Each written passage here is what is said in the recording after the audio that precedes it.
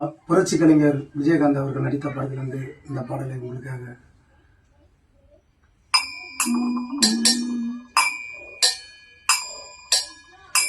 வாங்கி வந்தேன் ஒரு வாழை